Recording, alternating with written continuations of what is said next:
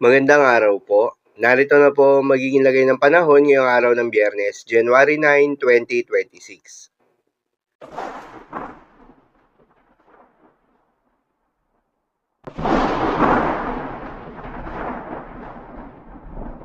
Sa kasalukuyan na tayo sa pag-asa, patuloy na umiiral itong shear line o yung banggaan ng malamig at mainit na hangin at nakakaapekto sa may eastern section ng Southern Luzon. Habang northeast monsoon pa rin o hanging amihan, ang patuloy na nakakaapekto sa nalalabing bahagi pa ng Luzon. At sa nalalabing bahagi naman ng ating bansa ay asahan naman yung epekto ng easterlies o yung mainit na hangin na nanggagaling sa may silangan. Magandang balita naman dahil ayon sa pag-asa ay wala pa rin tayong binabantayan na low pressure area o bagyo sa loob o malapit sa Philippine Area of Responsibility na maring makaapekto sa ating bansa. Subalit maging handa pa rin tayo dahil base sa Tropical Cyclone Information ng pag-asa para sa unang buwan ng taon, posible hanggang isang bagyo ang pumasok o mabuo sa Philippine Area of Responsibility ngayong buwan ng Enero. At kung sakali magkaroon nga ng bagyo sa unang buwan ng taon, posible itong maglandfall sa Eastern Visayas o Caraga region o posible rin itong lumihis at kumilos papalayo ng ating bansa. Para naman sa magiging lagay ng panahon ngayong araw ng Biyernes, dahil nga sa epekto nitong shear line, asahan sa Bicol Region at Northern Samar ang maulap na kalangitan na may kalat-kalat ng mga pagulan at isolated thunderstorms. Posible ang mga pagbaha o pagguho ng lupa due to moderate to at times heavy rains. Habang sa nalalabing bahagi ng Eastern Visayas ay asahan naman yung maulap na kalangitan na may kalat-kalat ng mga pagulan at thunderstorms na dulot naman ng easterlies. Posible rin ang mga pagbaha o pagguho ng lupa due to moderate to at times heavy rains.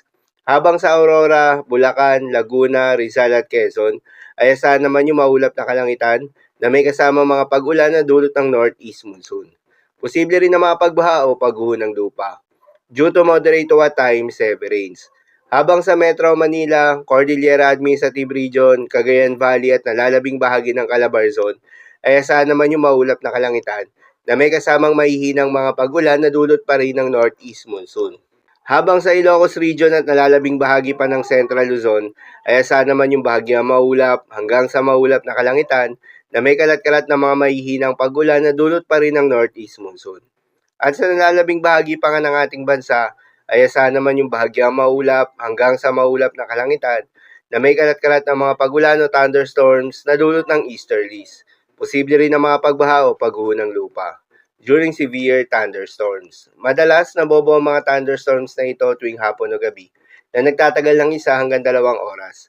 Kaya naman ingat sa mga posibleng banta ng pagbaha at pagguho ng lupa, lalong-lalo na sa mga lugar na inuulan na noong mga nakaraang araw pa.